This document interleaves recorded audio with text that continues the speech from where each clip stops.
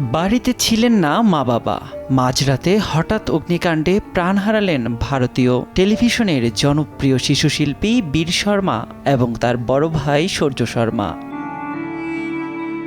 রাজস্থানের কোটার আনন্দপুরা এলাকার দীপশ্রী অ্যাপার্টমেন্টের চতুর্থ তলার ফ্ল্যাটে ঘটে মর্মান্তিক এই দুর্ঘটনা। পুলিশের প্রাথমিক ধারণা, শর্ট সার্কিট থেকেই আগুনের সূত্রপাত। জানা গেছে, দুর্ঘটনার সময় ঘুমিয়েছিলেন দুই ভাই। আগুন মূলত ড্রয়িং রুমেই সীমাবদ্ধ ছিল, তবে ঘন ধোঁয়ায় শ্বাসরোধ হয়ে মৃত্যু হয় দুই ভাইয়ের। স্থানীয়দের ভাষ্যমতে, ভোরের দিকে বাড়িটি থেকে ধোঁয়া বেরোতে দেখে দরজার তালা ভেঙে ভেতরে প্রবেশ করেন প্রতিবেশীরা। দুই ভাইকে অচেতন অবস্থায় উদ্ধার করে দ্রুত হাসপাতালে নেওয়া হলে কর্তব্যরত চিকিৎসক তাদের মৃত ঘোষণা করেন।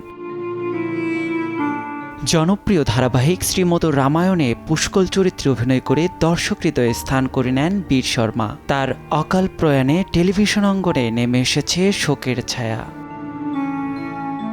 নিয়াত শুভ, সময় সংবাদ।